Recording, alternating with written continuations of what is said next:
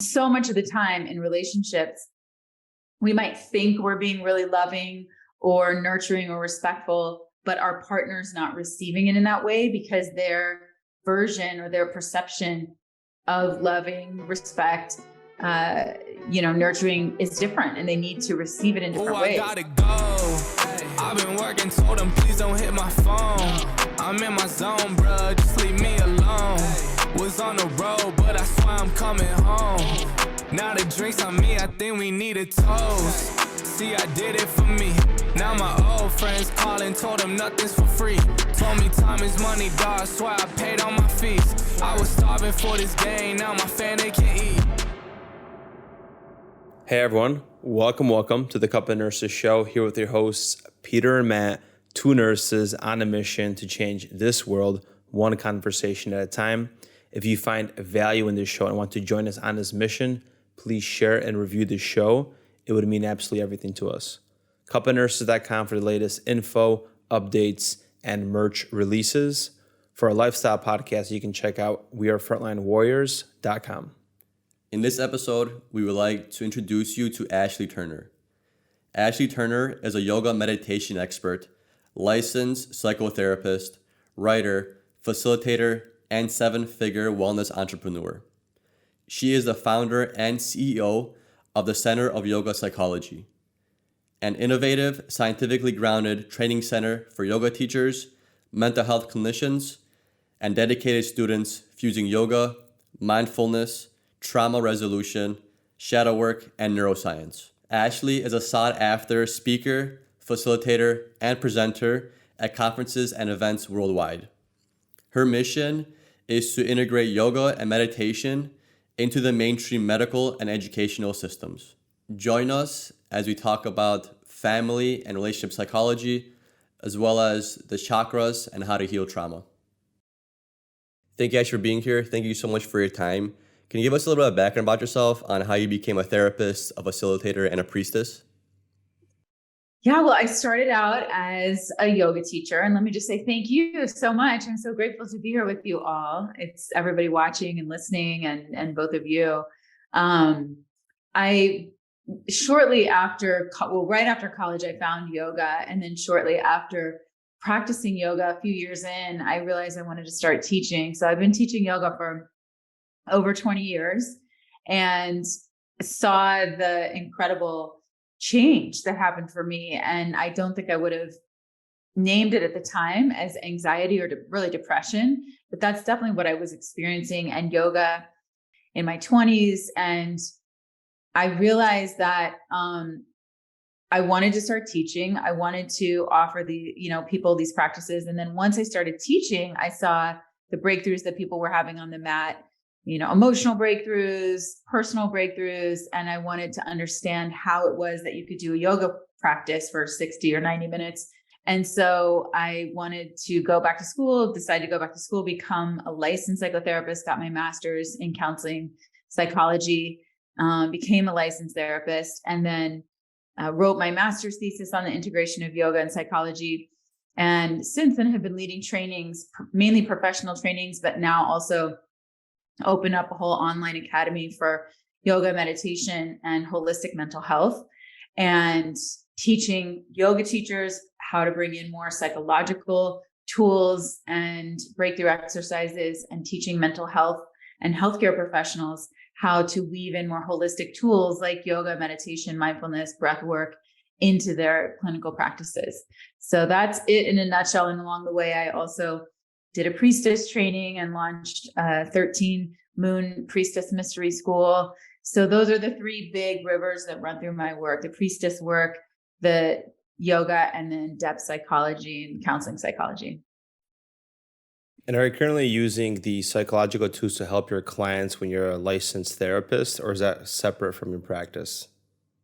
Yeah, for sure. I have a small handful of clients that I work with one-on-one. And then also I'm getting ready to roll out a small group, really like group therapy, because one of my teachers and therapists, we used to go to her individually, and then we would also have group. And the group is really, really powerful to be witnessed, to be seen, to be held in a group environment, supported, to realize you're not alone. Your story is actually probably not that unique. Many people go through very similar challenges. So yeah, I use tools like yoga tools in my clinical practice with therapy and coaching clients, and then also in small groups and then bigger groups, retreats and workshops and this kind of thing. And since you do have a license in marriage and family therapy, what are some common struggles that you see in like relationships regarding marriage or starting a family, or any kind of issues that they deal with? Well, I think there are some pretty common themes. I think probably the biggest thing most people struggle with is communication.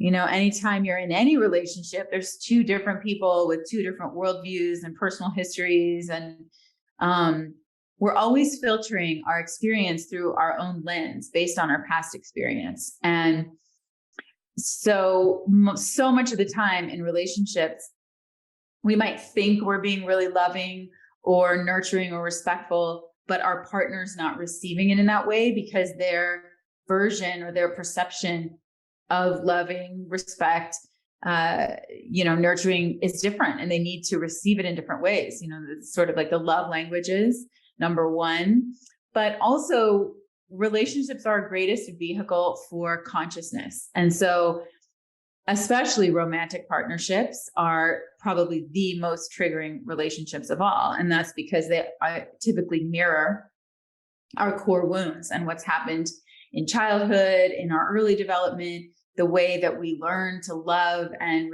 give and receive love and be accepted, which was all pre-verbal, pre-cognitive. So deeply seated in the unconscious. When we're in a romantic partnership, those people trigger those core wounds or vulnerabilities in us, whether we realize it or not. And it takes a lot of commitment, a lot of patience, a lot of compassion and self-compassion to really be in a conscious partnership for both people to be willing to look at their stuff, to own their stuff, to take responsibility for their own triggers and how we also might be creating harm inadvertently. So I think, those are the two things I would say. Number one, communication, and learning how to communicate in non-violent way and not without getting defensive, communicate effectively so we don't just get caught in the same loops and spirals, which is pretty common in relationships. And then number two, to really be willing to do the work to heal our own triggers and our own unconscious patterns and belief systems that our partner is reflecting back to us. So in a nutshell, again, it takes a lot of patience and compassion. And if both people are really willing to be in that work and doing the work of conscious relationships, it, I believe, is truly the most transformative vehicle for us. But it's really tricky and it's hard. I think, romantic partnerships, as my teacher Ramdas says, are the greatest yoga.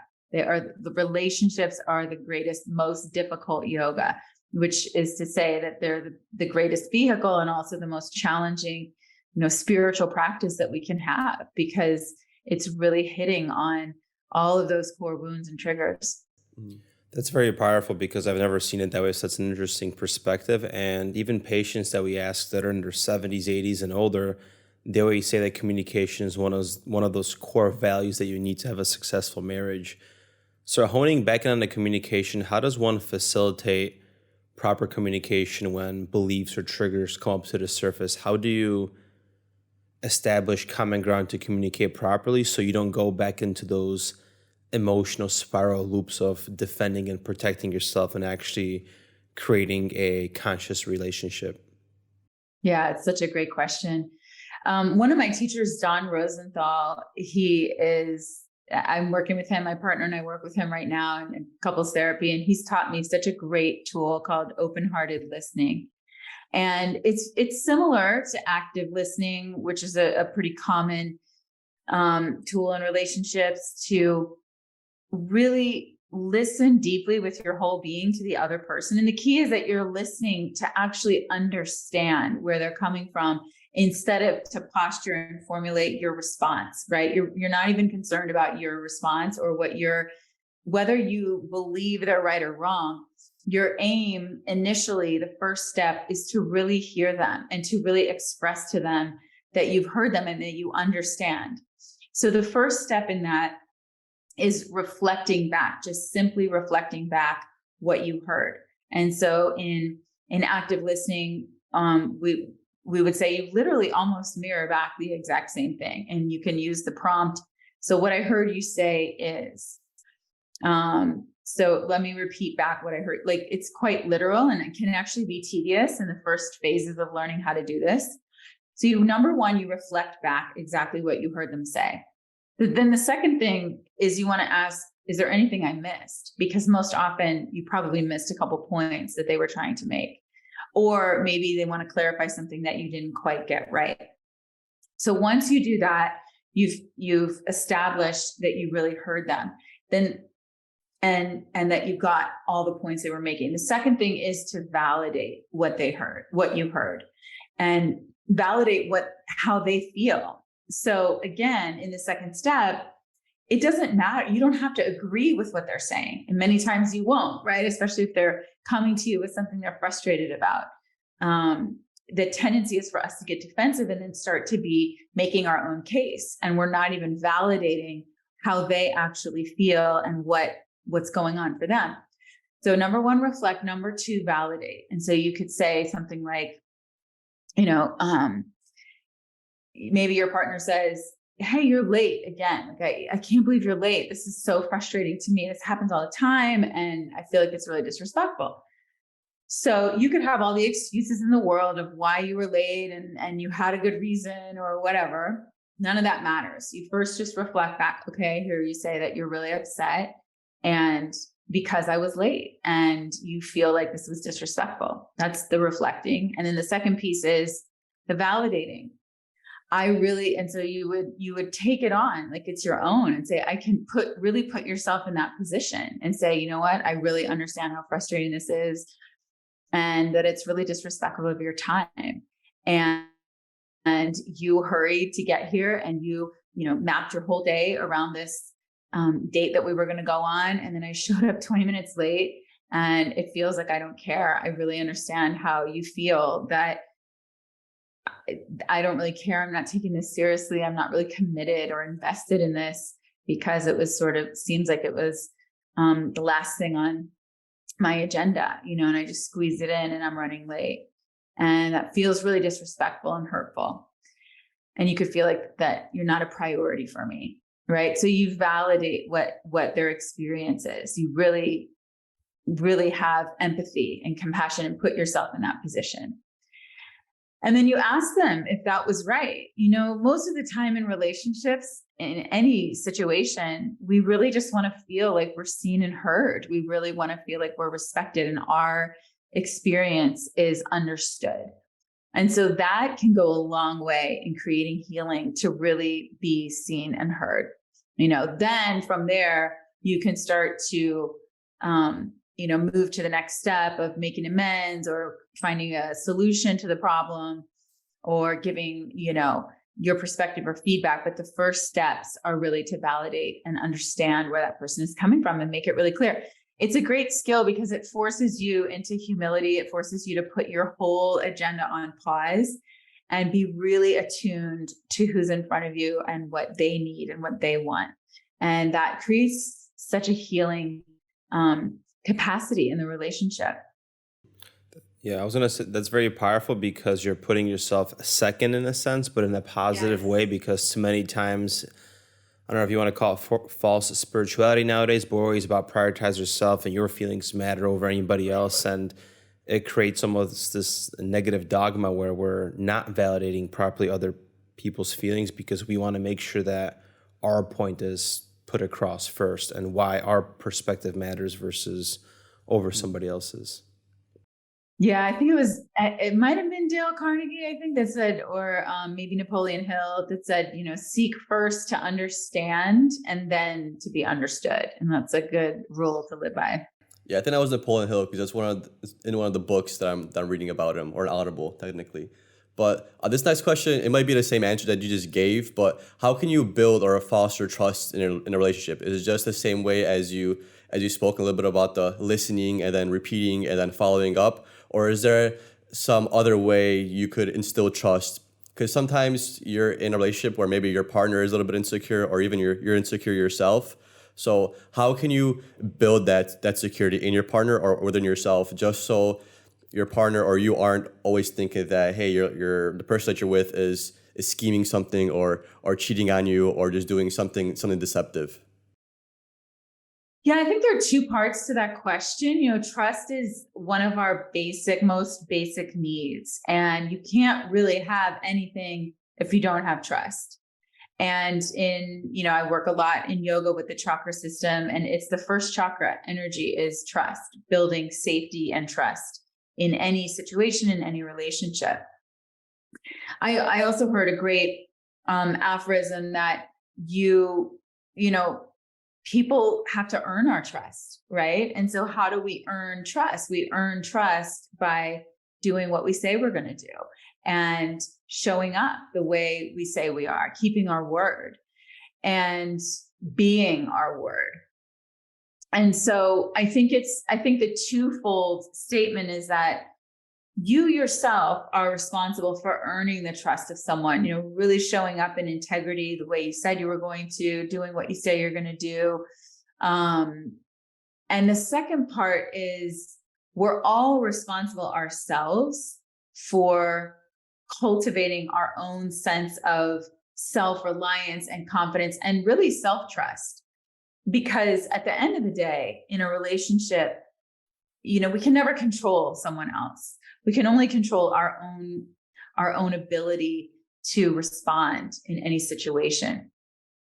And so we have to cultivate our own self-trust and resilience and reliance to know that no matter what happens on the outside, no matter if we break up, if this person is cheating on me, if we get divorced, I trust that I'm going to be okay. I trust myself. I have confidence that I will make it through with grace, with wisdom, with strength. And so we withdraw our projection. In other words, we can't look to our partner to make us feel trusting in the world, that everything's going to be okay. They can't be the source of that. We have to find our own source of trust and well-being inside. And then secondarily, of course, in a relationship, when you have self-trust and self-confidence, you will only want to be with partners that you can trust. And so if you truly are with someone that you don't trust, or you're not sure about, or they are not up for the same level of commitment, they don't want the same things in life, their values are really different, it's simply not a match. And you trust yourself and the universe that if you leave and need to go find a better match, that's okay.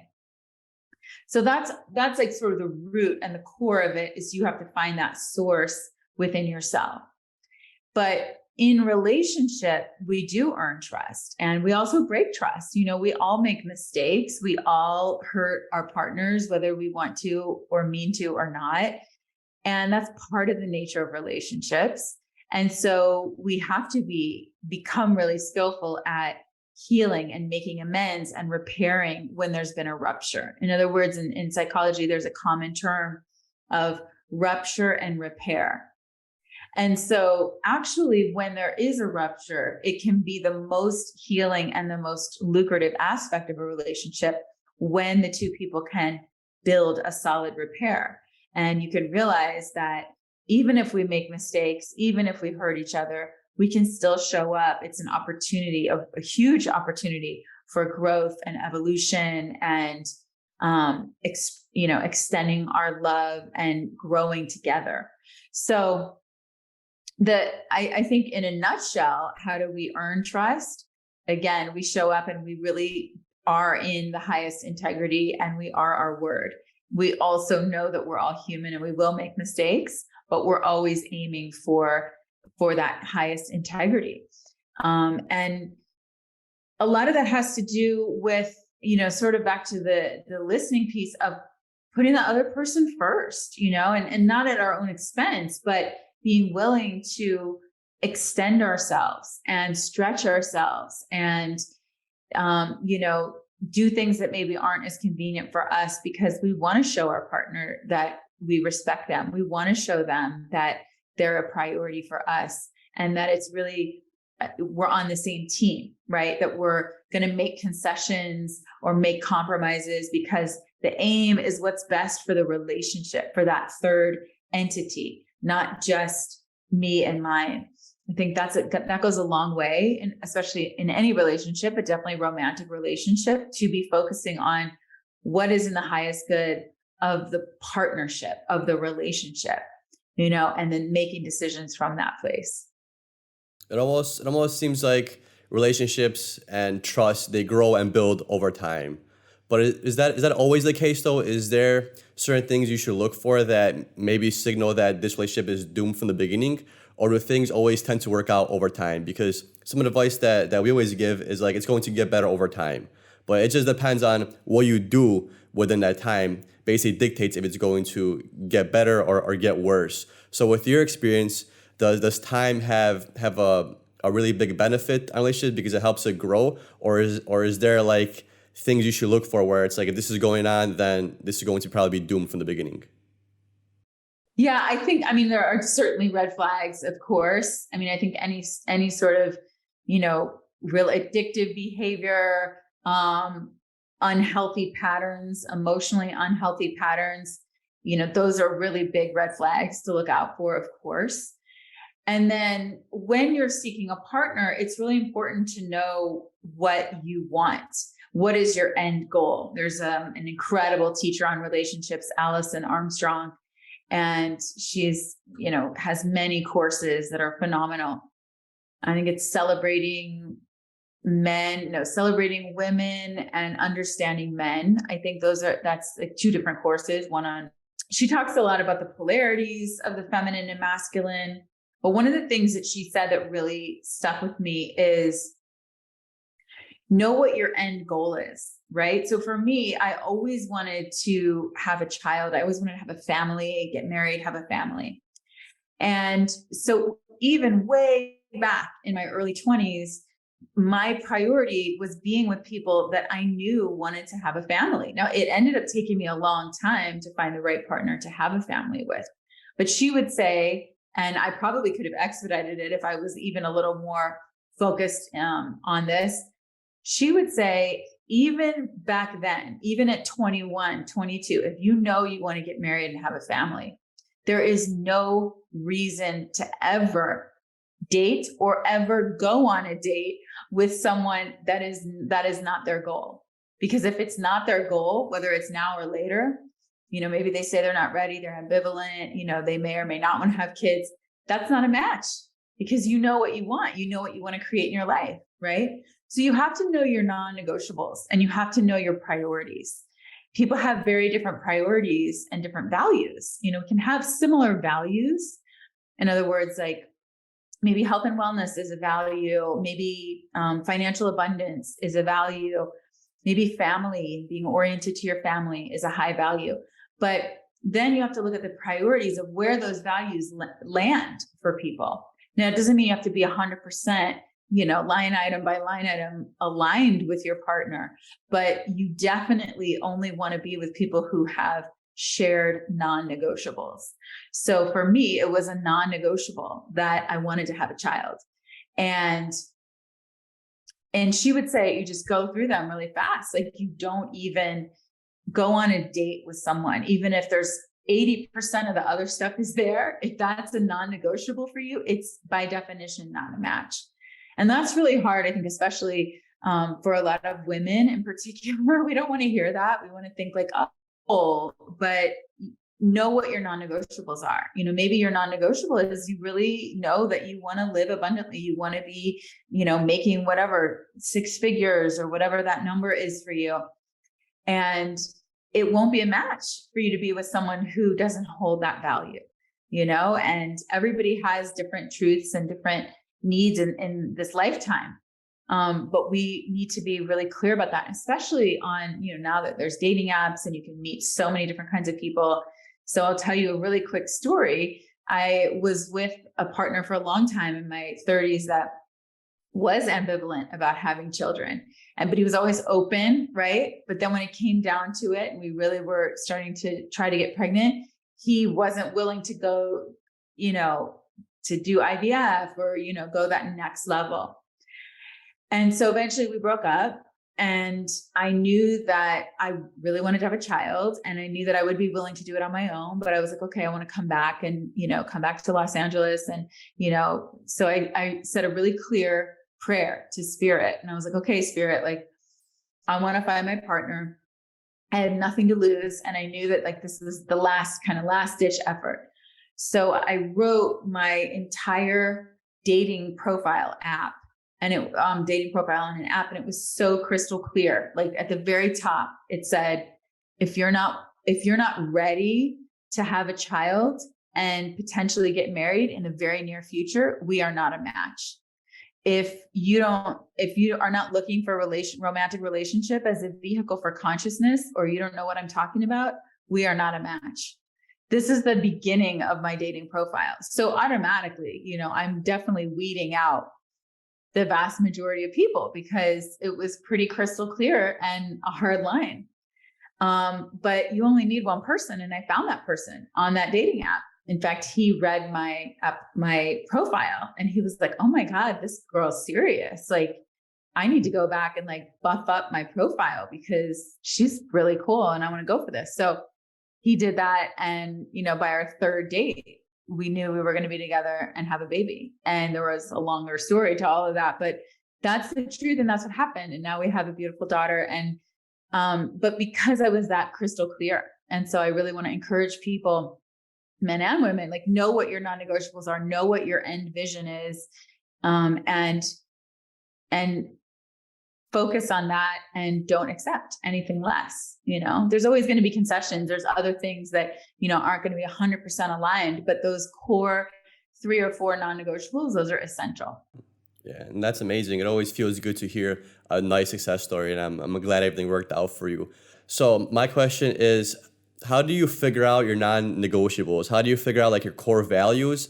And how do you differentiate that between some of the values that you have, but are willing to change because they're not as important, you could say? It's just time they have to take alone to just think about. It is something that you figure out over time. Because when we're in our early 20s, we're in the dating scene, we don't really, you could say, know our core values. We're still trying to figure out, hey, what do we really value? Because we haven't really experienced everything. So we don't have a really good judgment of saying, this is what I value. So how can I figure out what I really, really value and what I shouldn't compromise on?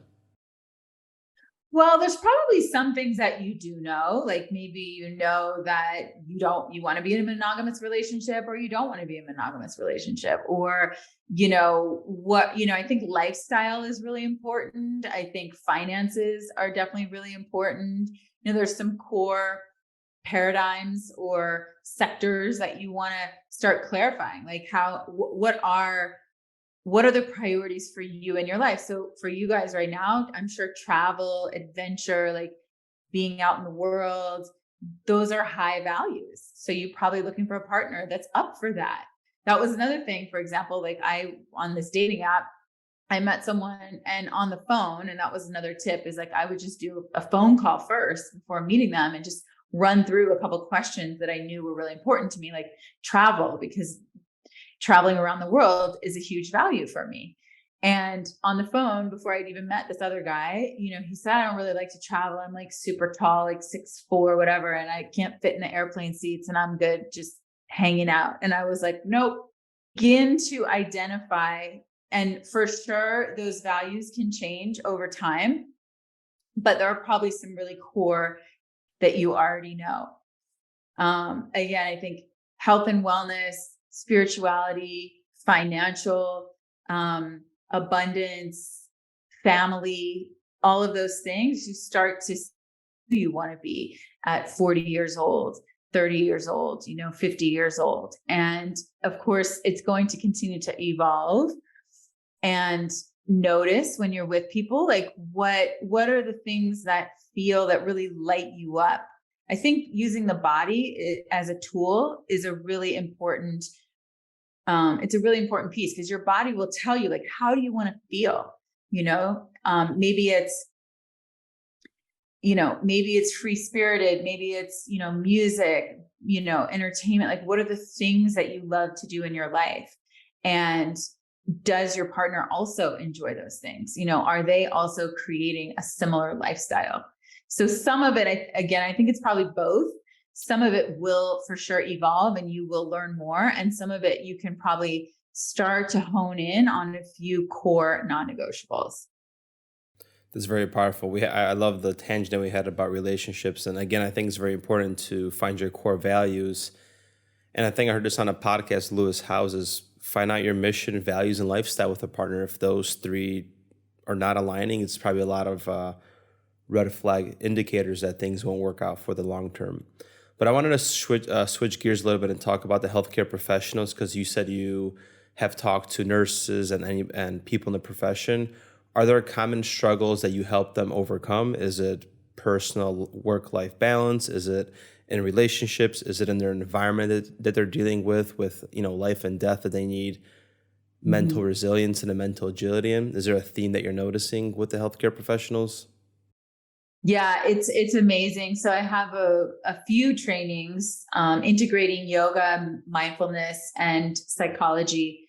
And I didn't realize it. It really came as a surprise to me, but I have a lot of healthcare professionals, particularly nurses, that come through my trainings. And many of them are already doing yoga meditation. They know it's really effective. They want to understand how maybe they can bring it more into their profession.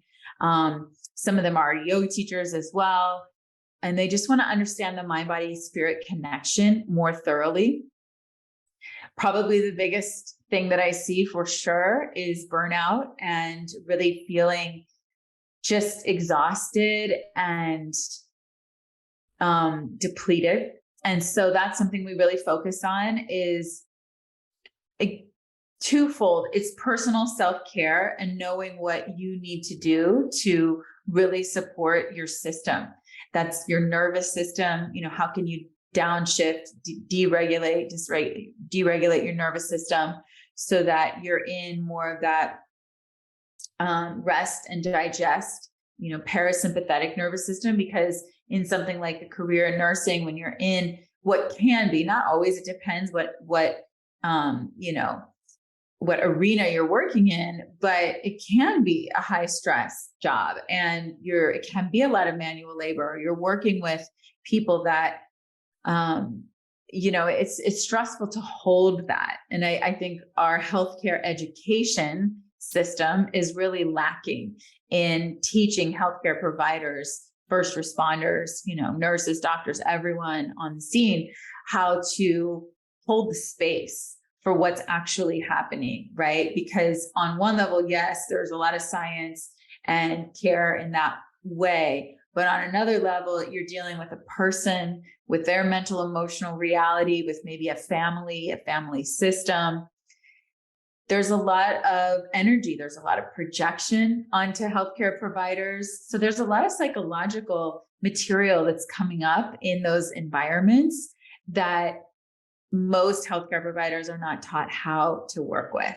On the other hand, there's also a lot of holistic tools that are available that are incredibly powerful, both for the practitioner, the health, that can really offer other avenues of healing and interventions that can be really, really helpful. So burnout is definitely the number one thing. So there's really simple breath practices. Things like just going outside, there's some core tenets, getting into nature, physical exercise. We have to learn how to move energy through our body, right? So whether it's stress, whether it's grief, maybe you have a patient who's not doing well, or anger, frustration, whatever. It could be your own personal stuff, could be in the healthcare system, could be in your working environment. We need to learn how to process our emotions, and emotion is energy in motion. And so we need to learn how to move that energy through our bodies so that it's not compounding, it's not creating more tension in the body, which then can lead to more imbalances and eventually breath. There's three primary ways to move energy, and that is movement, breath, and sound. movement, breath, and sound. So just getting outside, maybe screaming, maybe yelling, maybe just singing, making a sound, sighing, anything to move the energy out of your body, big, deep belly breaths. That's going to help. That's going to help tone the vagus nerve. That's going to help downshift the nervous system. And then movement, whatever your favorite kind of movement is. Of course, I love yoga, but anything, hiking, running, Pilates, weight training, all of it. Swimming, of course, anything that's going to move your body is going to help release that stress. So those are the primary things. Nutrition is also on there. And then community support. So some sort of support system, friends, loved ones. I think it's great to find your tribe, find different communities that you feel really connected to.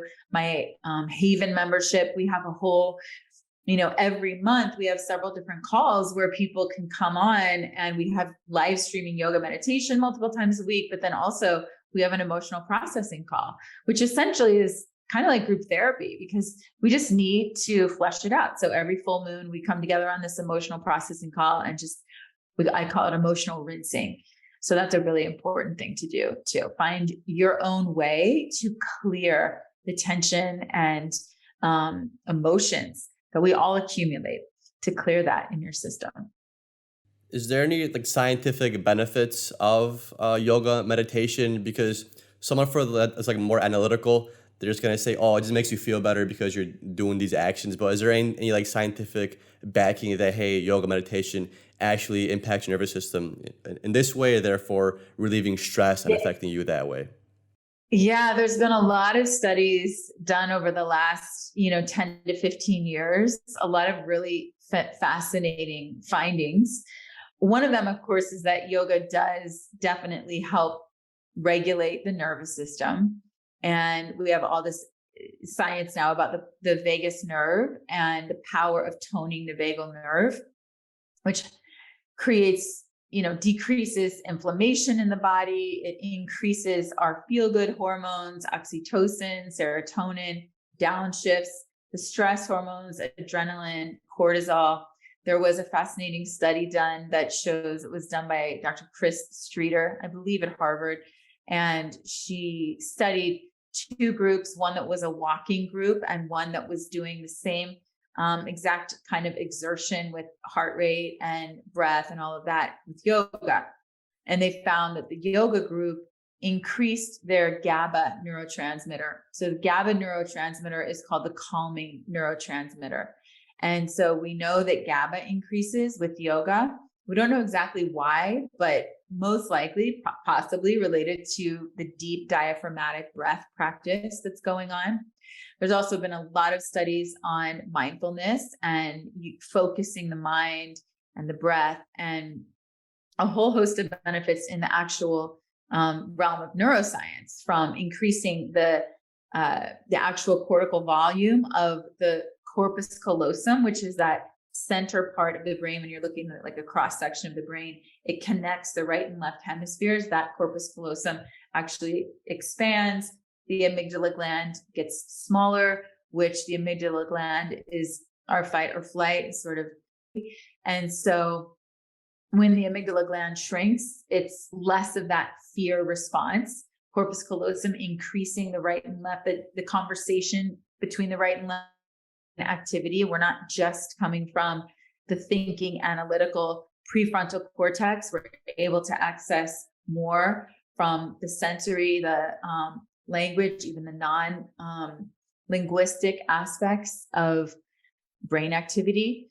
So those are just a few. There are a lot of others. There's a lot of physiological benefits to obviously building strength and flexibility in the physical structure of the body, unwinding tension patterns, the fascia in the body. So those are some, but very, very real science backing it up for sure. So as time goes on, we're becoming more receptive to yoga, meditation, and Eastern medicine. What role do you think in the future yoga meditation is going to play in healthcare as that integration process happens between the healthcare professionals and maybe the patients? Mm-hmm. Well, I certainly hope, and one of the intentions of my center is the Center for Yoga Psychology, is to increase this conversation and education in healthcare environments, all the way down to training, some basic training for physicians and nurses and healthcare providers on the benefits.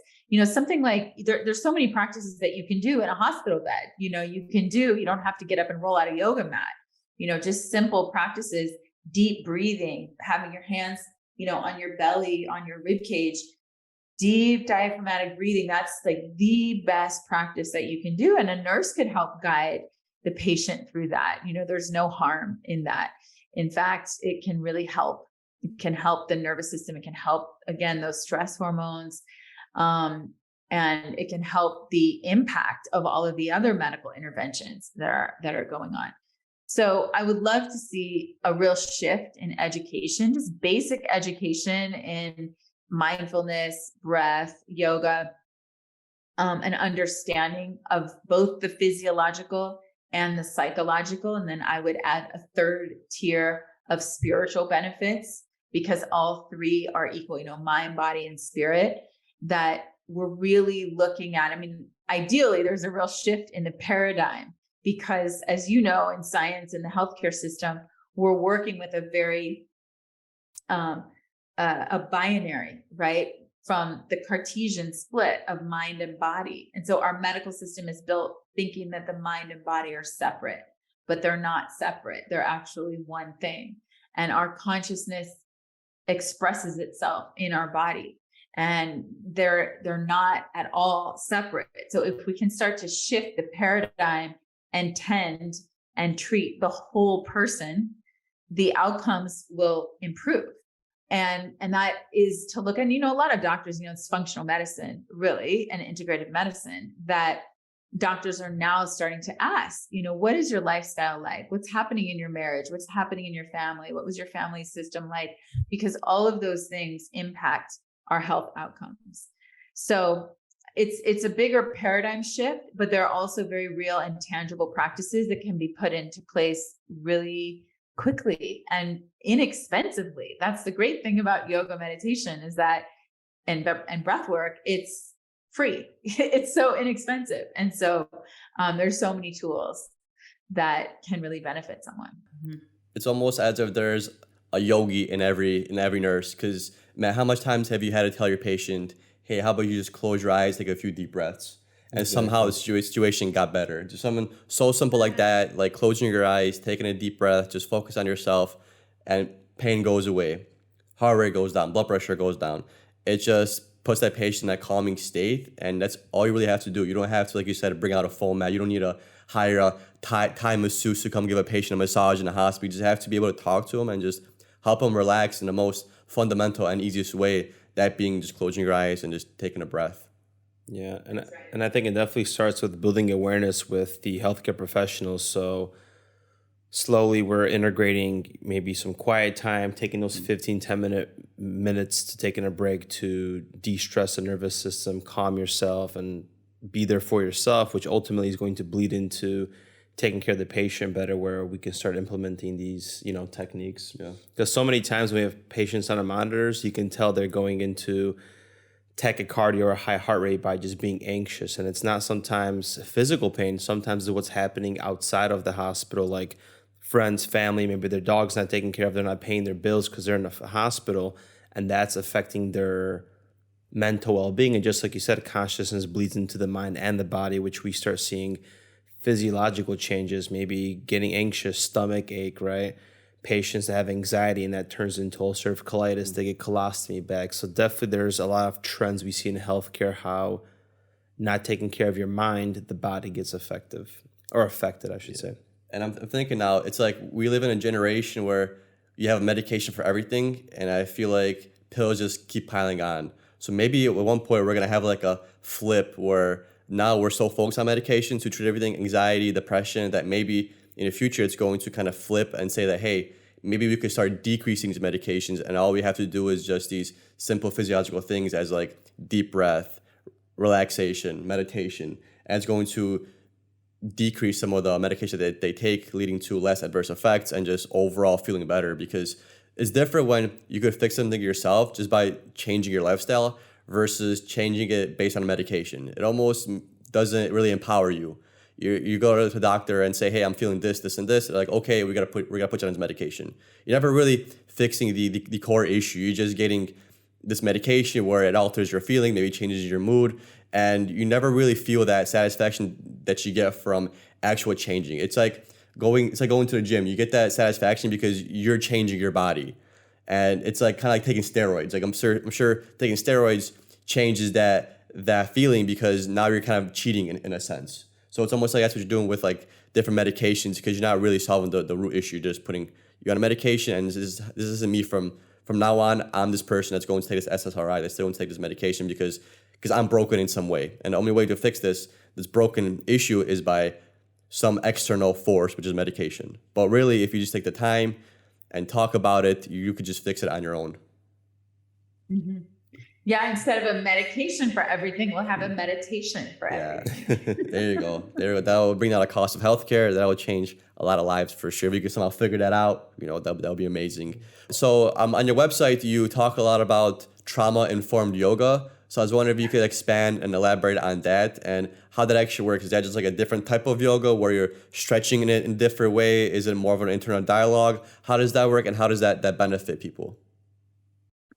Well, I think it's really important that really at this day and age, any profession, we are focused on trauma-informed care. And that could be teaching, it could be healthcare, it could be yoga, it could be as a psychotherapist, that we are starting to realize in the public sphere. I think it's becoming pretty common knowledge that we've all experienced trauma to some degree in our lives. And it's important to understand the impact that trauma has and how it will then show up in our patients, in our customers, in our peers.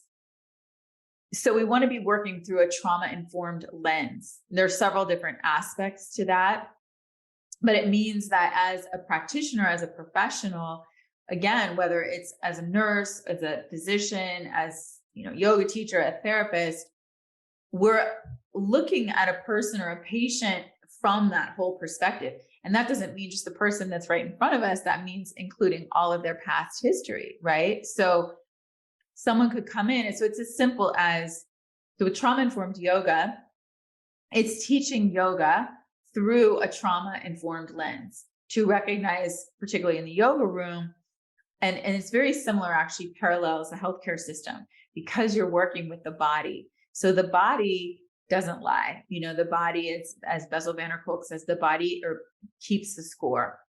In other words, things that may be in our unconscious mind, whether it's big T traumas that happen to us at any stage of our life or in early childhood or developmental trauma that we've experienced, attachment disorders in our early childhood, whether we consciously remember those things or not, the body remembers, and they're imprinted in our nervous system. And those memories are held in our body, in our physical tissue, reveal themselves. The patient, the client might be surprised. They might not even know what's happening. That's why in a yoga practice, people may start crying, in different poses or have an emotional, visceral response. Same thing can happen in the hospital, in a doctor's office. You're working with the body, and it can be very triggering. It can even be re-traumatizing. And so we want to be trauma informed and take the steps necessary to mitigate and minimize any kind of harm that we might do, any kind of re-triggering or re-traumatizing, and be aware that most everyone, I would venture to say everyone that we come in contact with is holding trauma. And so how do we address that consciously, mindfully, ethically, and skillfully? So in the yoga room, it looks like, being very mindful about everything from the lighting to how you set up the room, to physical adjustments, to your verbal cues. that you're always giving people options. You're always helping educate them, because a lot of people don't know, they're just coming in to get strong and flexible or do a hot yoga class. And then all of a sudden they might have a triggering response, right, to something. So that's the essence of trauma-informed yoga, is that we learn skills as a teacher, as the leader, professional, facilitator, that are going to help our students, that are ethical, that are skillful. And we also have some basic skills to recognize when someone is getting triggered in the room.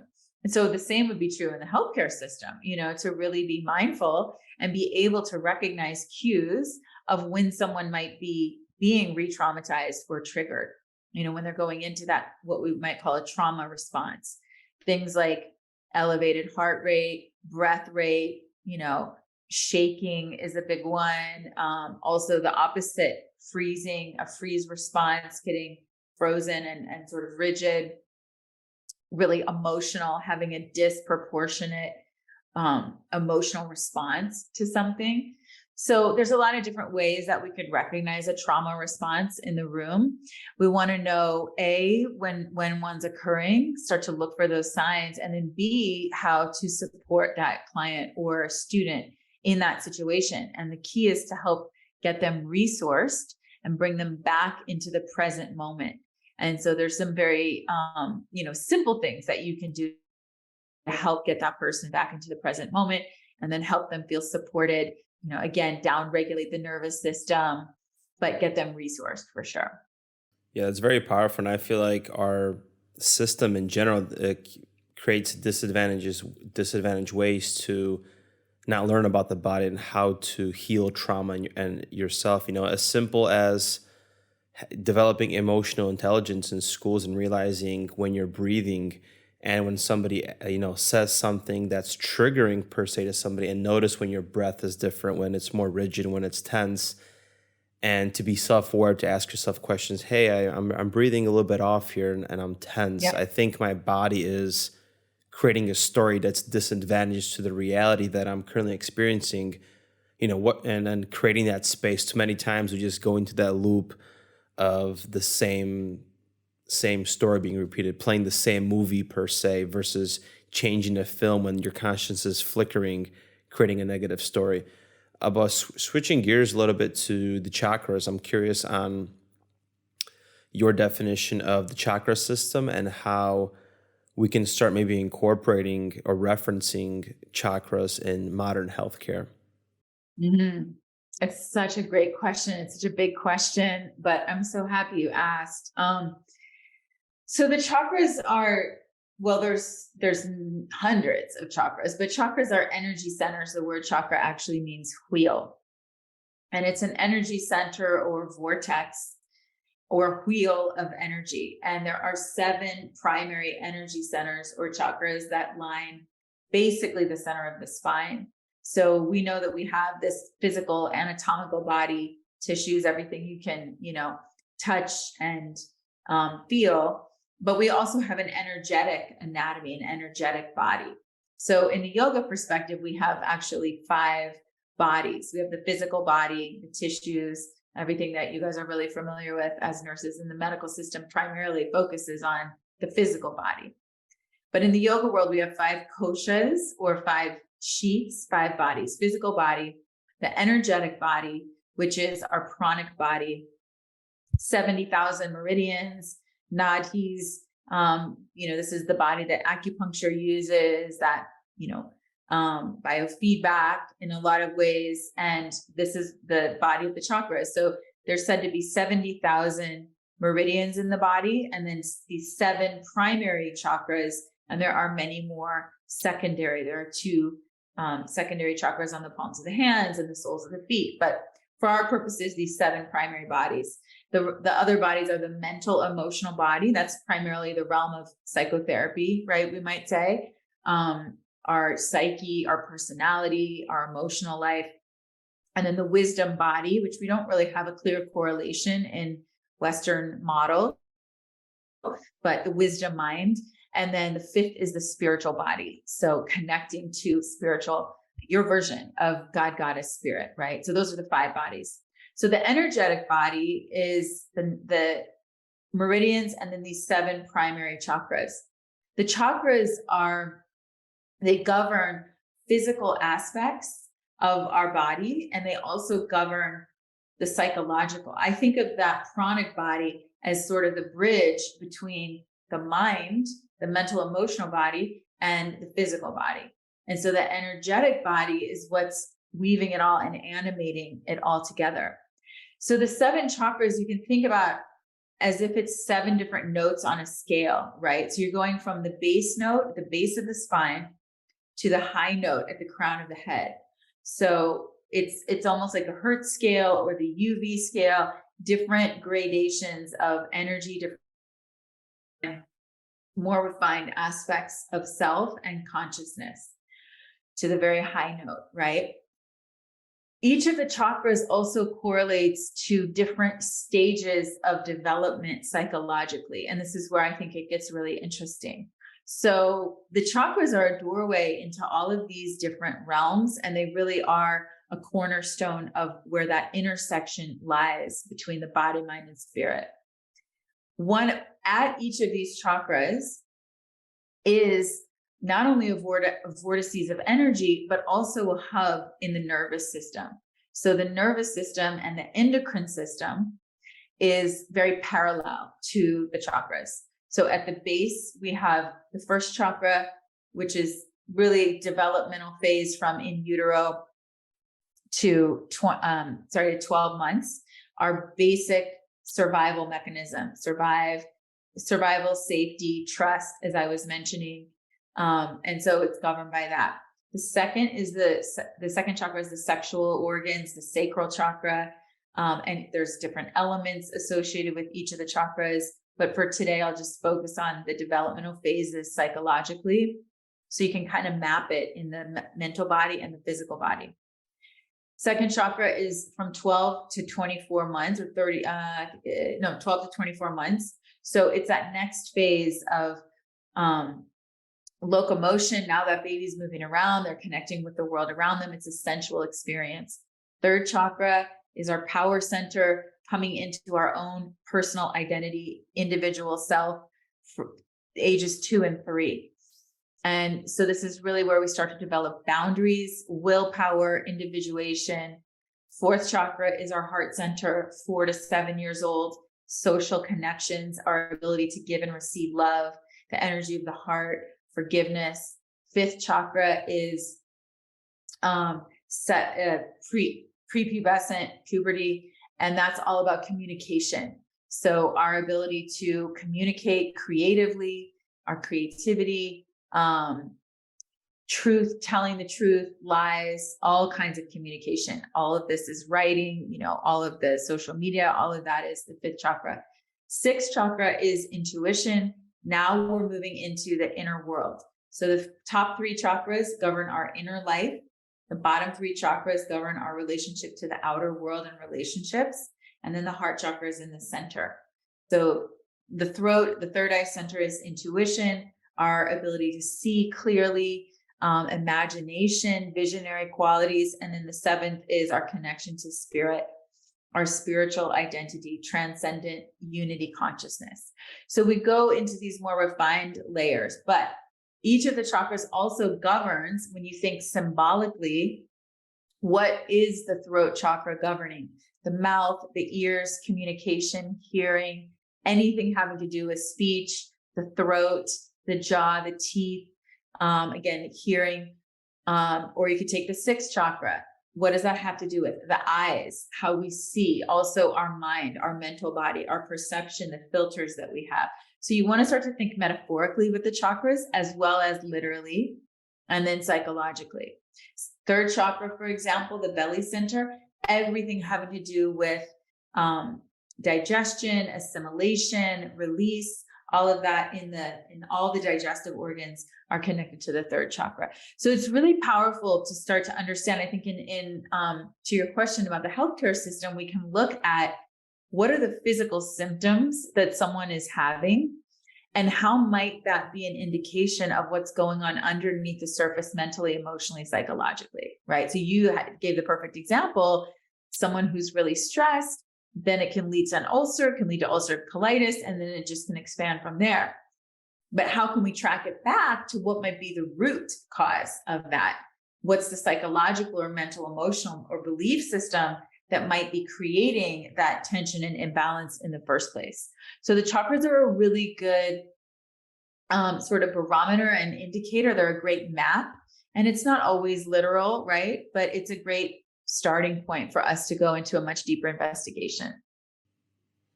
Okay, so it sounds like we use a chakra system to pinpoint where in the psyche or emotionally we're struggling with. So if there's an imbalance in that chakra or energies being blocked or not properly channeled through that wheel, then we can start digging deeper and use the chakras as a reference point to see what's happening in the psyche and emotionally. Okay.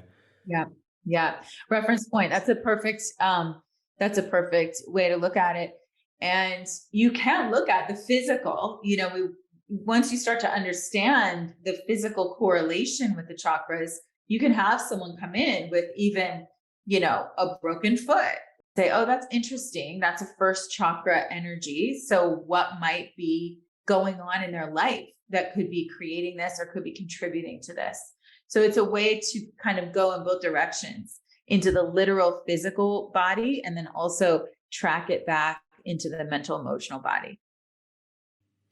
You as a licensed therapist, do you use chakra at all in your healing or therapy sessions, or is that something separate related to more yoga and meditation side of Cornerstone. things? Yeah, I'm actually in the middle of leading a chakra immersion right now in my membership. And it's just for anyone to do yoga meditation, but I'm teaching through the chakras right now. And it's an absolute when I start working with clients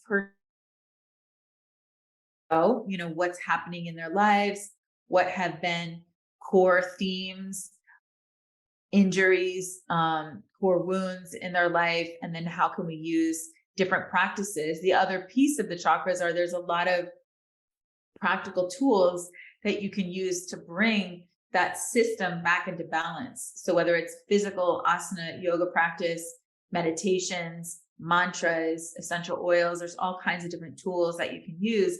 I love the practical lifestyle considerations, like things that people can actually change in their life to help rebalance the chakra system. Yeah. Last thing about chakras, I actually, because I do some coaching on the side, and the first session I run people's chakras and I check their energy centers by using a pendulum. So then I could pinpoint more of like what's happening in their life. If it's like their heart chakra is unbalanced, where are they? How are they receiving love? How are they giving love? Is it conditional? Is it unconditional? So again, just like you said, it's like a good reference point to see where they're having negative beliefs, so we could shift negative beliefs and help them out essentially. You're already doing this. That's amazing. Yeah, that's why it's the chakra system is fascinating. I love that. I'm so happy to hear this. Congratulations. That's awesome. Thank you. But one last question we'd like to ask all of our guests. So if you had the opportunity to have a cup of coffee one last time with anybody, who would it be and why? Oh my God, that's such a difficult question. I don't know. It really, that's a big one. Who would it be and why? It's so hard to pinpoint one person. I think the person that comes to my mind is I would really love to sit with Gloria Steinem. I don't know why that's coming to my mind, but I think I have a lot of respect and admiration for people I consider visionaries and even futurists and people that are really brave and changing the world, really changing worldviews. And a writer and just seeing trends and commenting the commentary on society, but obviously the really incredible work that she's done to pave the way for so many women and so many different causes. That's one person that comes to mind, but I probably would also love to sit with a really deep yogi, maybe Paramahansa Yogananda or even Maharaji, people gurus that have passed on that I think would be really amazing to just sit in their presence. What did you want to ask him, or what would you ask him if you had the opportunity? What's the meaning of life? Why are we here? No, I think, what would be their advice on living well, how to live really well and really skillfully. This is such a wild time we're living in, and it's going at such a fast breakneck pace. And I think that deeper core wisdom based on universal truths, getting back to the basics of how do we live well, I think that would be my biggest question. And then Ashley, where can people reach out to you, like a website or Instagram, if they need some kind of help or have any questions? Yeah, I think DM on Instagram is great because I can DM back and voice memo. And I love that. It's Ashley Turner 1 on Instagram. Also yoga psychology on Instagram. But yeah, my website is yoga-psychology.co or ashleyturner.co. Either one of those. Yeah. But Instagram DM is probably the best place. Okay. Ashley, we just wanted to acknowledge you for your time, for being on the show. Thank you so much. You are a wealth of knowledge, amazing energy, and you've brought a lot of great insight to all of our listeners with therapy, with relationship, which was a big topic in the beginning, and everything about healing trauma and the energy centers and how we could integrate it as healthcare professionals more into the profession little by little. So thank you for your time. I am so grateful. You guys are amazing. You're such an inspiration. Thank you so much for having me. Thank you so much, everyone, for listening and being here with us and all the work that you're doing in the world, all the really good work you're doing in the world. Yeah. Thank you so much, Ashley.